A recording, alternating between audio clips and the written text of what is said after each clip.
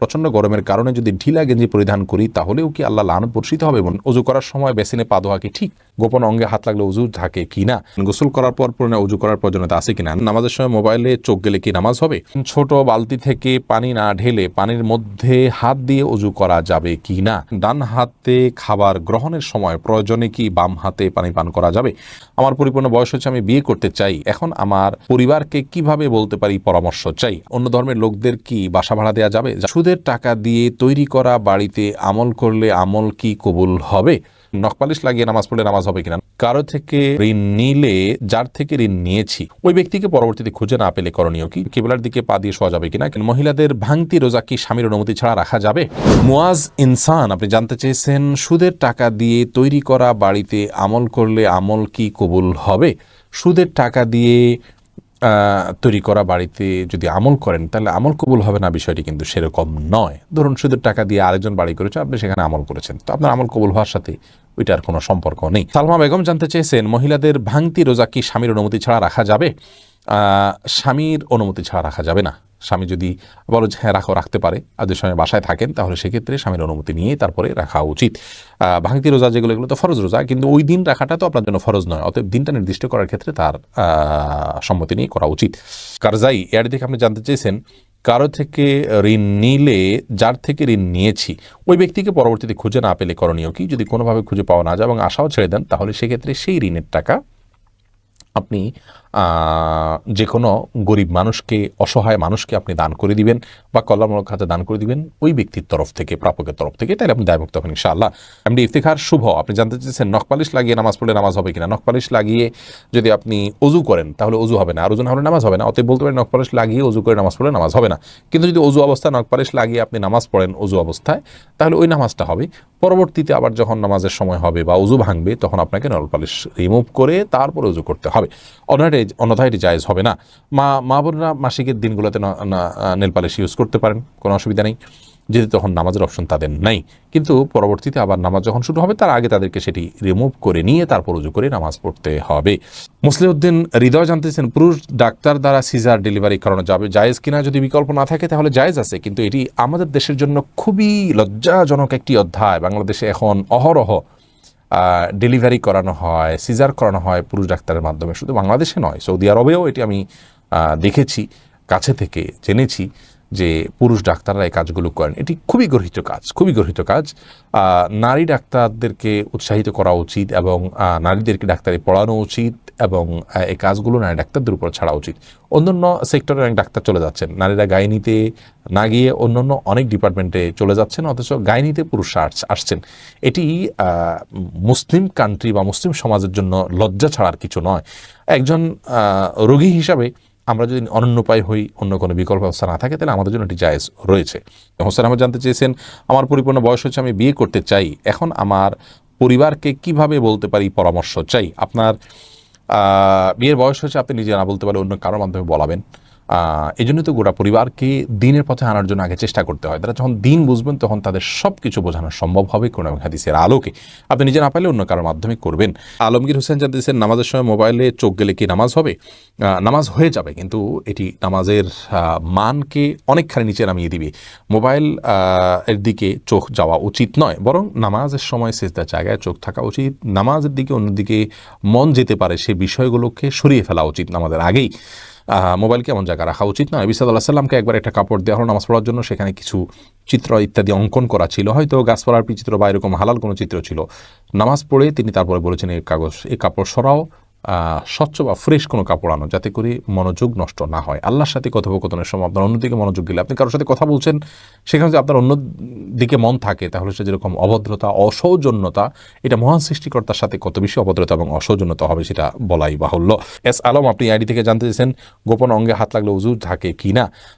আমাদের দেশ ওলামা ইকরামের মতে, বাহানাই মতে ওলামা ইকরামের মতে গোপন অঙ্গে হাত লাগলে উজু ভাঙবে না। তবে আরবিন স্কলাররা, সৌদি আরবের ওলামা ইকরাম, তাদের মতে গোপন অঙ্গে হাত লাগলে উজু ভেঙে যাবে, যেহেতু আপনার একটি হাদিস রয়েছে যে মানমাসা জাকারাহু ফালিয়াতাওয়াদ্দা, এই জন্য তারা হাত লাগলে বলতে কাপড়ের উপর দিয়ে নয়, সরাসরি যদি কেউ স্পর্শ করে তারা ওটাকে ওযু ভঙ্গের কারণ হিসাবে উল্লেখ করেন। অতএব সেই জায়গা থেকে এটা ওযু ভঙ্গের কারণ তাদের মতে, আমাদের উলামা ইকরামের মতে এটি ওযু ভঙ্গের কারণ। আপনি ফারজানা সুলতান, আপনি জানতেছেন কিবলার দিকে পা দিয়ে শোয়া যাবে কিনা। কিবলার দিকে পা দিয়ে শোয়ার ব্যাপারে কোনো হাদিসই নিষেধাজ্ঞা সরাসরি নাই। তারপরও ওইদিকে কেবলা রয়েছে, সেই জায়গা থেকে কেবলার প্রতি শ্রদ্ধার জায়গা থেকে কেউ যদি দিকে পা না দেন ভালো, কিন্তু এটাকে হারাম বলা বা নাজায়েজ বলা বা গুনাহের কারণ বলার কোনো সুযোগ নেই, যেহেতু কোন হাদিসে এই বিষয়ে কোনো নিষেধাজ্ঞা নেই। শিখা ইসলাম, আপনি জানতেছেন 3 পিস পরে নামাজ পড়ি, পা দেখা যায়, মোজা পরে নামাজ পড়লে কি হবে? পায়ের পাতা ঢাকতে হবে কিনা মেয়েদের নামাজের জন্য মধ্যে এটা নিয়ে মত পার্থক্য আছে। অনেক উলামা ইকরাম এটাকে শর্ত করেছেন। আমি ব্যক্তিগতভাবে এই মতটা চাইতে যারা বলেন যে পায়ের পাতা, পাতা বলতে পায়ের পাতার তলের অংশ এটা ঢাকার শর্ত দিয়ে থাকেন, তাদের মতটাকে আমি সমর্থন করি না। পাতার উপরই অংশ, যেটা পাতার উপরের অংশ সেটা ঢাকতে হবে কিনা, অনেক উলামা ইকরাম বলেছেন সেটা ঢাকতে হবে, অনেকে বলেছেন শুধু গিরার নিচ পর্যন্ত থাকলেই হবে কাপড়, পাতা না ঢাকলেও চলবে। তো দুই পক্ষের উলামা ইকরামের দলিল রয়েছে। নিরাপদ হলো এমন কাপড় পরা যে কাপড়টা অনেক বেশি লম্বা হয়, যে পায়ের পাতার উপরই অংশ সহ ঢাকা পড়ে। তলা ঢাকার জন্য, মোজা পরার জন্য আলাদা করে কষ্ট করা বা কসরত করা এটা আবশ্যক নয়। ইনশাআল্লাহ বিদিনিল্লাহ নামাজ হয়ে যাবে যদি কেউ মোজা না পড়েন। এরপরে কুররাত আইন মারিয়া, আপনি জানতে চেয়েছেন অন্য ধর্মের লোকদের কি বাসা ভাড়া দেওয়া যাবে? যাবে, কোনো অসুবিধা নেই, তাদেরকে বাসা ভাড়া দেওয়াতে কোনো অসুবিধা নেই। মোহাম্মদ আরাফাত ইসলাম জানতেছেন ডান হাতে খাবার গ্রহণের সময় প্রয়োজনে কি বাম হাতে পানি পান করা যাবে? প্রয়োজনে বলতে কি, ডান হাতে পানি পান করা উচিত, খাবার গ্রহণ করা উচিত। ইভেন আপনার খাবার খেলে আঙ্গুল চেটে তারপরে আপনি ডান হাতে ধরে খাবেন। যদি আমাদের ওলামা ইকরাম বলেন যে বাম হাতে আপনি পানির পাত্র ধরলেন, ডান হাত দিয়ে ঠেক দিলেন, তার মানে 2 হাত ধরে খালেন, এটা জায়েজ আছে, এটা একটা পন্থা মাত্র, কিন্তু সবচেয়ে উত্তম হয় সরাসরি ডান হাতে খাওয়া। সেক্ষেত্রে খাবার লেগে যাওয়ার যে ভয় থাকে গ্লাস ইত্যাদিতে, সেটা থেকে বাঁচার জন্য আপনি পরিষ্কার করে নেবেন, আলতো করে ধরবেন, কিন্তু ডান হাতে খাওয়া উচিত, পান করা উচিত, যেহেতু হাদিসে সুস্পষ্টভাবে ডান হাতে খাওয়া পান করার নির্দেশ রয়েছে। ফারিয়া এনামুল, আপনি জানতে চেয়েছেন ছোট বালতি থেকে পানি না ঢেলে পানির মধ্যে হাত দিয়ে ওযু করা যাবে কি না? যাবে। হাত দিয়ে কোষ করে উঠিয়ে আগে হাত ধোবেন 3 বার, এরপরে আবার আপনি কোট দিয়ে স্বাভাবিকভাবে উযু করতে পারেন, কোনো অসুবিধা নেই। নবী সাল্লাল্লাহু আলাইহি ওয়াসাল্লাম এই পদ্ধতিতে উযু করেছেন। হাসিবুল হোসেন জানতে চেয়েছেন গোসল করার পর পুনরায় উযু করার প্রয়োজনীয়তা আছে কিনা? না, গোসল যদি সুন্নাহসম্মত করে থাকেন আলাদা উযু করার কোনো প্রয়োজন নাই। 2 হাতের কবজি ধুয়ে, কুলি করে, নাকে পানি দিয়ে, মুখ ধুয়ে, হাত ধুয়ে, মাথা মাসে করে তারপরে গোসল শেষ করে আসার পা ধুয়ে চলে আসবেন। এভাবে গোসল করলে আপনার আলাদা করে আর গোসল করার কোনো প্রয়োজন নেই। উযুতে আপনার গোসলের শুরুতে ওযুর নিয়ত হয়ে যাচ্ছে। নিশান, আপনি জানতে চেয়েছেন ওযু করার সময় বেসিনে পা ধোয়া কি ঠিক? নিজের বাসা বাড়িতে অসুবিধা নেই, করতে পারেন, তবে আপনার রিস্ক মুক্ত হওয়াটা আর বিষয় মাথা রাখতে হবে। নিজের জন্য রিস্কি হলে সেটা আপনার জন্য করা উচিত হবে না, কারণ নিজেকে বিপদের মুখে ঠেলে দেওয়া ইসলামের শরীয়তে কিন্তু জায়েজ নয়। অনেক সময় এখান থেকে পড়ে বা দুর্ঘটনার শিকার হতে পারে মানুষের। যদি সেরকম না হয়, আপনি আশপাশে কিছু ধরে করতে পারেন, তাহলে এটা জায়েজ আছে, কিন্তু পাবলিক প্লেসে বা বাইরে এরকমটি করা অনুচিত, যেহেতু এটা দৃষ্টিকটু। অন্য ধরনের মানুষরা আছে যারা এই বেসিন ব্যবহার করবে, তারা দেখে হয়তো ইসলাম সম্পর্কে বাজে ধারণা নিবে, বা তাদের হক নষ্ট হতে পারে, বা আশপাশে পানি পড়ে ভিজে যাবে, জায়গাগুলো নষ্ট হবে। সেই জায়গা থেকে পাবলিক প্লেসে এমনটি না করা উচিত, কিন্তু করলে ওযু হয়ে যাবে। ফারজানা রহমান শারমিন জানতে চেয়েছেন প্রচণ্ড গরমের কারণে যদি ঢিলা গেঞ্জি পরিধান করি তাহলেও কি আল্লাহ লানত বর্ষিত হবে? এবং ফারজানা, যদি বাসা বাড়িতে আপনি পড়েন তাহলে তো আল্লাহ লানত বর্ষিত হওয়ার কোনো প্রশ্নই ওঠে না, যদি গায়ে মহারামের সামনে এসে পড়ে না যান। আপনি বা সেটা পরার পর উপর দিয়ে পাতলা ওড়না পরে নেন, যাতে আপনার সৌন্দর্য প্রকাশিত না হয় গায়ে হারামদের সাথে। এরকম যদি চলেন তাহলে কোনো অসুবিধা নেই বাসা বাড়িতে। আর বাসা বাড়ির বাইরে যদি আপনি যান, তাহলে সেক্ষেত্রে বোরকার নিচে যদি আপনি এ ধরনের পোশাক পরেন, কোনো অসুবিধা নেই ইনশাআল্লাহ বিদিনিল্লাহ। অর্থাৎ আপনার পর্দা, বাইরে যখন যাবেন পর্দা মেনটেন করতে হবে। গরম এর কষ্ট যত বেশি, জাহান্নামের গরমের কষ্ট তার চাইতে অনেক বেশি। অতএব পর্দা লঙ্ঘন যেন না হয়, পরপুরুষের সামনে যাতে আপনার পর্দা লঙ্ঘিত না হয়, সে বিষয়টা আপনি খেয়াল করবেন। এছাড়া বাকি অবস্থাতে আপনি করতে পারেন। আমি রানুর, আপনি লিখেছেন চোখের পাতায় আইলাইনার দেওয়া জায়েজ হবে কিনা? আপনি আইলাইনার যদি দেন বা সাজসজ্জার জন্য দেন, তাহলে সেক্ষেত্রে চোখের সৌন্দর্য বৃদ্ধি করার উদ্দেশ্যে দিতে পারেন। স্বামী থাকলে স্বামীকে প্রদর্শন করবার জন্য, কিংবা মাহারামদের সামনে শুধুমাত্র এটি প্রদর্শিত হবে। আর যদি রাস্তাঘাটে গায়ে মাহারামদের সামনে এটি প্রদর্শন করার উদ্দেশ্য হয়, বা ওপেন সবার জন্য আপনি নিজের সৌন্দর্যকে প্রকাশ করার উদ্দেশ্যে দিয়ে থাকেন, তাহলে সেক্ষেত্রে এটা না জায়েজ গুনাহ হবে। নিশু জেরিন, আপনি লিখেছেন অনলাইনে লুডো খেলা কি হারাম হবে?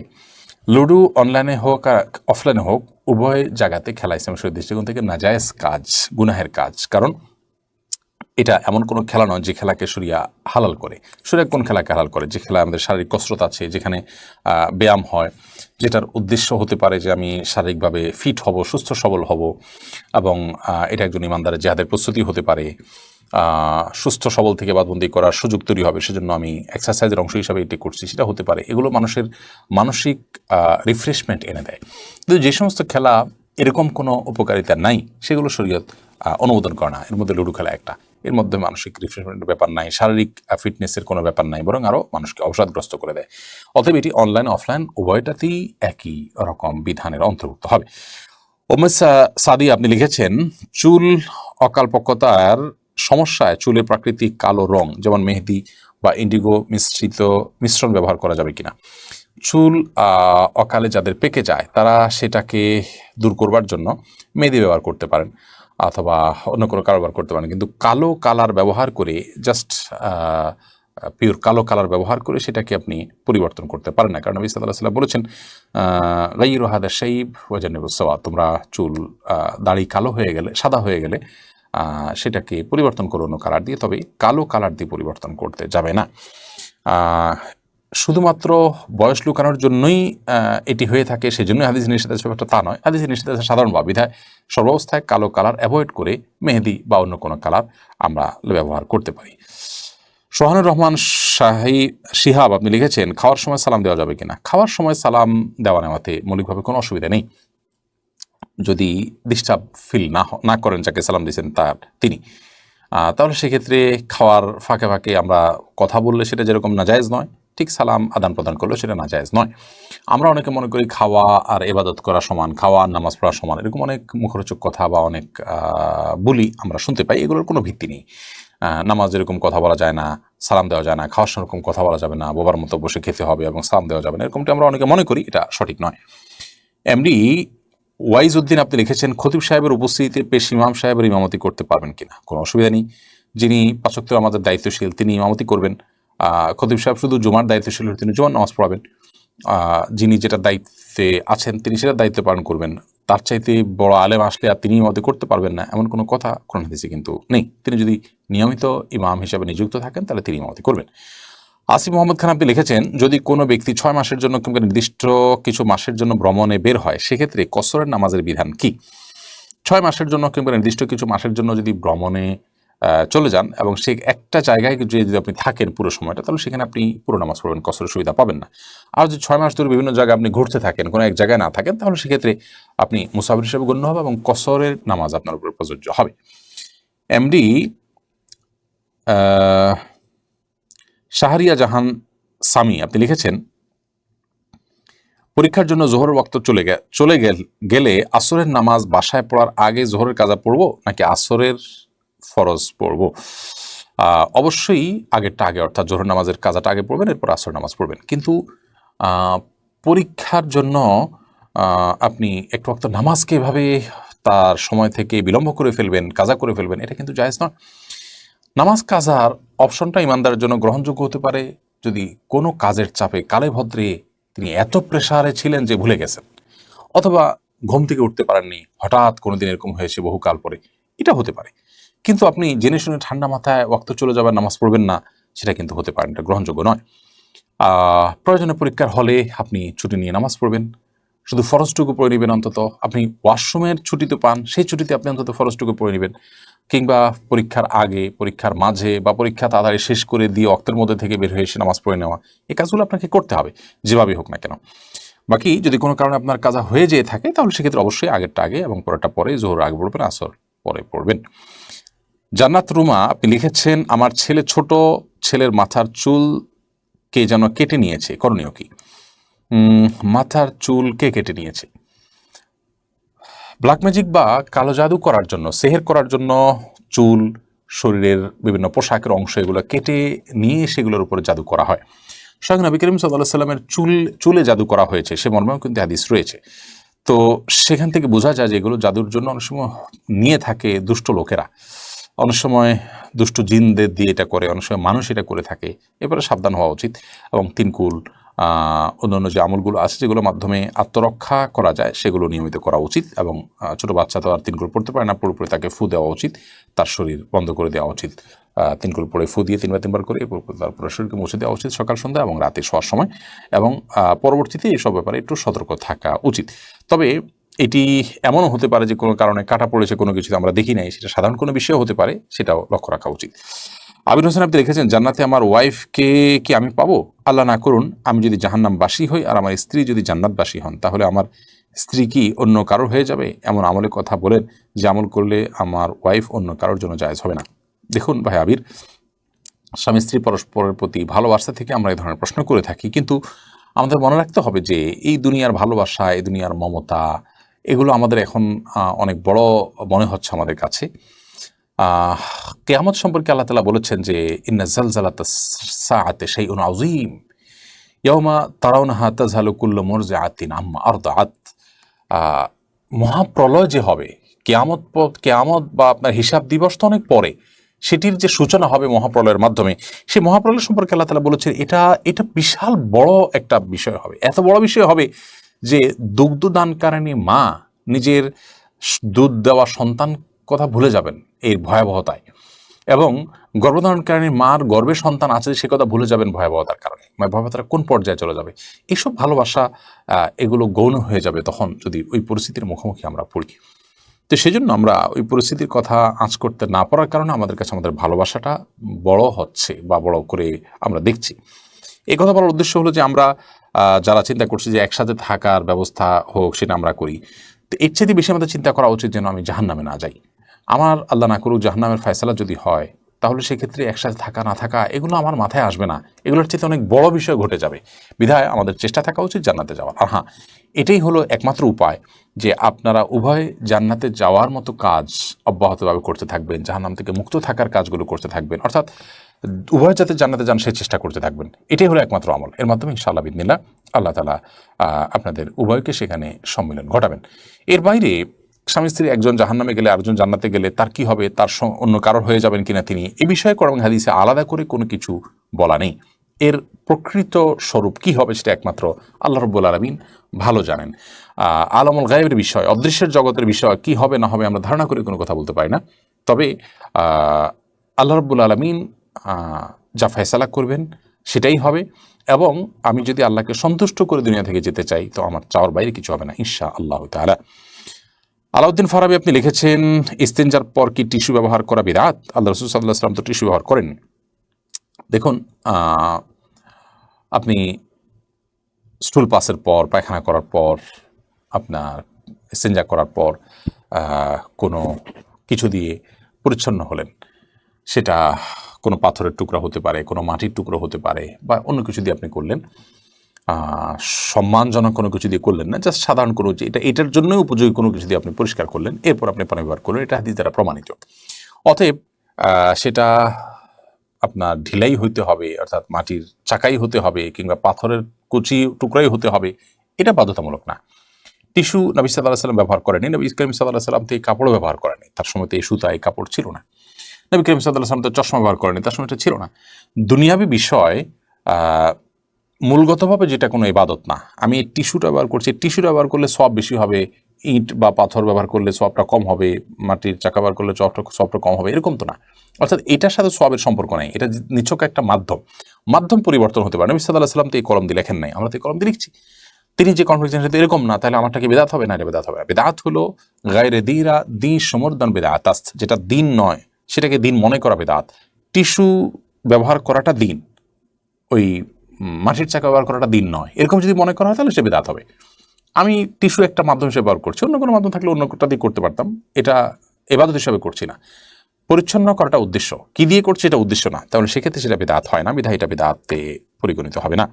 লুনা পারভিন ঝর্ণা আপনি লিখেছেন, অমুসলিমদের সালাম দেওয়া যাবে কিনা? অমুসলিমদের সাথে সামাজিক সৌহার্দ্যমূলক সম্পর্ক বজায় রাখার চেষ্টা করতে হবে, এবং সেজন্য তাদেরকে অভিবাদন দিবেন, অভিবাদন গ্রহণ করবেন, সেটা ঠিক আছে। কিন্তু সালাম দেওয়ার যে ব্যাপারটা আছে সেটা হলো যে অমুসলিমদেরকে অমুসলিমরা যদি আপনাকে সালাম দেন তাহলে সেটা আপনি ওয়ালাইকুম বলে জবাব দিবেন। আর আগ বেড়ে তাদেরকে আপনি যত রকমের অভিবাদন আছে, সামাজিক অভিবাদন, গুড মর্নিং, গুড ইভিনিং ইত্যাদি ইত্যাদি, স্বাগতম, অন্যান্য যা যা আছে প্রচলিত, সেগুলো আপনি তাদেরকে বলবেন। কিন্তু সালাম যেটা আল্লাহ তাআলার গুণবাচক নাম, সেটা তাদেরকে নিবেদন করবেন না, কারণ তারা আল্লাহতে বিশ্বাস রাখেন না। তাছাড়া আপনি সালামের মাধ্যমে যে আল্লাহ তাআলার কাছে শান্তি কামনা করছেন, সে আল্লাহ তো তিনি নিজে বিশ্বাসই করেন না। তিনি যা বিশ্বাস করেন না সেটা তার উপরে আরোপ করে দেওয়া, এটা কখনো ন্যায্যতা হতে পারে না। সেজন্য সালাম আকবরী নয়, বরং তারা যদি সালাম দেন তাহলে আপনি ওয়ালাইকুম বলে জবাব দিবেন। আর এছাড়া সামাজিক সৌহার্দ্যপূর্ণ যে কোনো অভিবাদন, সাধারণ অভিবাদনগুলো তাদের সাথে বিনিময় করা যেতে পারে। ফখরুল ইসলাম মাহিন আপনি লিখেছেন, আবেগের বশে ফোনে দুজন কবুল বলে ফেলেছি, আমাদের কি বিয়ে হয়ে গিয়েছে? জি না, বিয়ে তো সহজ নয় যে আবেগের বশে দুজনে কবুল করে বলে ফেলছেন আর বিয়ে হয়ে গেছে। দুজন সাক্ষীর সামনে প্রস্তাব এবং কবুল হবে এবং অন্যান্য শর্তাদি পাওয়া যাবে, তখন সেক্ষেত্রে সেটি শরিয়ার দৃষ্টিকোণ থেকে বিশুদ্ধ এবং আপনার সঠিক বিয়ে হিসেবে বিবেচিত হবে। রবিউল হোসেন লিখেছেন, মায়ের গর্ভে সন্তান শারীরিকভাবে ত্রুটিপূর্ণ হলে সেক্ষেত্রে গর্ভপাত করলে গুনাহ হবে কিনা? শারীরিকভাবে যদি ত্রুটিপূর্ণ হয় তারপরও সবর করতে হবে, এটা আল্লাহ তাআলা পরীক্ষা হিসেবে ধরে নিতে হবে। যদি সেই সন্তানের জন্ম মায়ের জীবনকে হুমকির মধ্যে ফেলতে পারে এরকম মনে হয়, তাহলে সেক্ষেত্রে শুধুমাত্র সেটি নষ্ট করা যেতে পারে। এর বাইরে আপনার ঠুনকো অজুহাতে যে বাচ্চা ত্রুটিপূর্ণ, তাহলে বাচ্চা হলে বাচ্চার কষ্ট হবে, আমাদের কষ্ট হবে, এ সমস্ত অজুহাতে বাচ্চা নষ্ট করলেন আপনি বা আপনার গর্ভপাত করলেন, সেটা কিন্তু কোনো সুযোগ ইসলামী শরীয়তে নেই, এবং সেটা করলে আমরা কিন্তু গুনাহগার হবে এবং আল্লাহর কাছে এর জন্য আমাদেরকে জবাবদিহিতার মুখোমুখি হতে হবে। আমাদের অনেক ভাই বোন আছেন যে এই বিষয়টাকে বুঝেন না, এবং এই ঠুনকো অজুহাতের ভিত্তিতে তারা কিন্তু সন্তানকে আপনার এই গর্ভপাত করে ফেলেন। এটা জায়েজ নয়, বরং আল্লাহ তাআলা পরীক্ষা হিসাবে আপনি সবর করতে হবে এবং সেটাকে মেনে নিতে হবে। হ্যাঁ, ওই যদি বললাম মায়ের জীবন যদি হুমকির মধ্যে পড়ে তাহলে সেক্ষেত্রে ভিন্ন কথা। মোহাম্মদ রাসেল লিখেছেন, সংক্ষেপে বেদাত সম্পর্কে যদি একটু বলতেন। বেদাত শব্দের অর্থ হলো নব আবিষ্কার বা নতুন উদ্ভাবন। ধর্মীয় কাজে, ইসলামের কোনো কাজের মধ্যে নিজেদের থেকে কোনো কিছু সংযোজন করা, এটা হলো বেদাত। সংযোজন বিয়োজন করা, এটা হলো বেদাত। কোরআন এবং সুন্নাহ যে ইবাদতগুলো যেভাবে করতে বলেছে সেগুলোকে সেভাবে করাটাই হলো সুন্নাহ। সেখানে আমি যদি নিজে থেকে কোনো মন গড়া পদ্ধতি আবিষ্কার করি, বের করি এবং সেটার অনুসরণ করি, অনুকরণ করি, তাহলে সেক্ষেত্রে বেদাত হবে। ধরা যাক কোরআনে কারীম তেলাওয়াতের ক্ষেত্রে কোরআন এবং সুন্নাহ যা বলেছে সেটা না করে আমি কোরআন তেলাওয়াতের আগে অমুক অমুকটা বলাটাকে শরীয়ত বানিয়ে নিলাম, ধর্মীয় কাজের অংশ বানিয়ে নিলাম, ইসলামের নির্দেশ বানিয়ে নিলাম। ইসলামে সেটা নাই, কোরআন হাদিসে সেটা নাই। এই নকল জিনিসটাই বেদাত, যেটা কোরআন হাদিসে নেই। তো এরকম কোনো কিছু যদি আমি কোরআন হাদিসের অংশ বানিয়ে নেই বা ইসলামের অংশ বানিয়ে নেই, তাহলে সেটা বেদাতে পরিগণিত হবে। এমনিতে আমি কোরআন তেলাওয়াত প্রতিদিন একটা বিশেষ সময় করি, এই বিশেষ সময় করার কথা কোরআন হাদিসে আমাকে বলে নাই, তারপর আমি করছি কেন? আমি করছি আমার সুবিধার জন্য, সময় হয় এই টাইমে, সেজন্য আমি এটাকে করে নিয়েছি ফিক্স আমার জন্য। এই টাইমে কোরআন তেলাওয়াত করলে আলাদা সওয়াব হবে, এটা কোরআনের নির্দেশ, এটা ইসলামের নির্দেশ বা এটা ইসলাম, এরকম মনে করে তো আমি করছি না, তাহলে এটা বেদাত হবে না। তাহলে বেদাত হবে তখন যখন কোনো ইবাদতকে, কোনো কাজকে ইবাদত হিসাবে আমি গণ্য করলাম, অথচ শরীরটাকে ইবাদত হিসাবে গণ্য করেনি, অথবা শরীয়তের কোনো ইবাদতের পদ্ধতি আমি নিজে নিজে বানিয়ে নিলাম বা কারোর বানানোটা অনুসরণ করলাম, যেটা কোরআন হাদিস দ্বারা সমর্থিত না, কোরআন হাদিস সেটা বলেনি, তাহলে সেটা কিন্তু বেদাতে পর্যবসিত হবে। আর সকল বেদাতের পরিণাম হলো ভ্রষ্টতা, সকল ভ্রষ্টতার পরিণাম এবং ঠিকানা হলো জাহান্নাম। নজরুল শেখ লিখেছেন, কবরস্থান নামে দান করা জায়গায় কি ঈদগাহ করা যাবে? কবরস্থান এর জন্য যে জায়গা দান করা হয়েছে সেখানে কবরস্থানই হবে, ঈদগাহ সেখানে হবে না। দানকারী যদি ঈদগাহ এবং কবরস্থান উভয়টার জন্য জায়গা দিয়ে থাকেন তাহলে সেক্ষেত্রে সেটা হতে পারে।